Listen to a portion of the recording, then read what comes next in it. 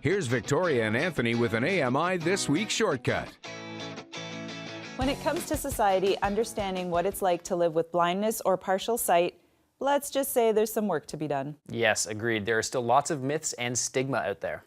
A CNIB workshop in Halifax, led by AMI community reporter Milena Casanavachus, is working to change that. The workshop is for sighted youth leaders. It aims to help them understand that living with blindness or partial sight is just another way of being in the world.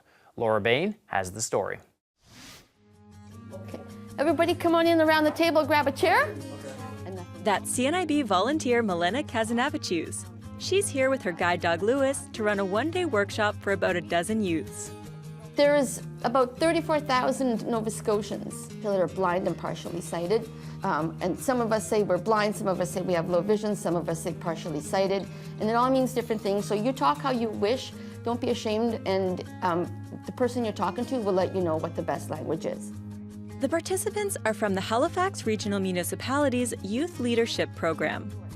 This is the third year Milena has run the CNIB workshop, which she helped design. I am really passionate about it because I find the youths are the one group of individuals who really get it. In the workshop, Milena shares what it's like to be blind. She also introduces the youths to assistive aids like Braille and white canes. So this is called a long mobility cane. On the end of this is called a marshmallow tip. There's different tips on each cane depending on what the individual likes.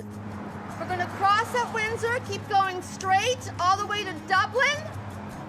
In the next portion of the workshop, Milena pairs the youths with CNIB clients, including myself, who have volunteered to be guided on a neighborhood walk. It's so that they have an idea of how to do sighted guide and not be so terrified to approach someone, because I think the fear is, how do I help this person with a cane who's been standing at the corner? So now that they have a very basic idea, I hope that they have more courage to get out there and say, can I offer you a hand? This is 15-year-old youth leader Thomas Hooper's first experience with being a sighted guide. It was actually really fun. And it was kind of nerve-wracking because, they're dependent on you to, make sure they're not running into things and make sure they're not tripping. But it was really cool to talk to them and everything. Once we're all back at the CNIB, it's time for lunch. But for the youths, it's another chance to learn. Thank you very much. You're welcome. The youth serve the lunch so that they can practice, directions. So your pizza is right in front of you. Your glass is to the right of your pizza, or if someone uses a clock method. And then for them to eat under blindfold so they can have, a little tiny bit of an experience. It doesn't explain anything at all what blind and low vision people live, but it's a little bit of an experience to go under blindfold and try and eat. After lunch, CNIB clients, again including me, take turns being interviewed by the youth leaders. What are your biggest challenges without all of your sight? Grocery shopping is kind of hard, sometimes. And then there are things, bigger things, dating can be hard. So I guess nothing is impossible, but sometimes little things can be hard. The interviews, I think, are one of the most important parts, that they get to talk to at least 4 different individuals with varying degrees of vision.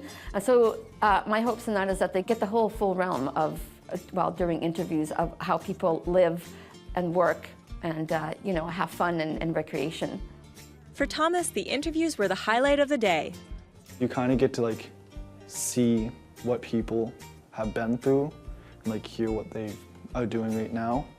And it's just really neat to see how they're doing. After the workshop finishes, Milena has the youths reflect. Thomas has had a great day. It's surprising how many people are visually impaired. So you're more than likely to walk and see them in the streets or something.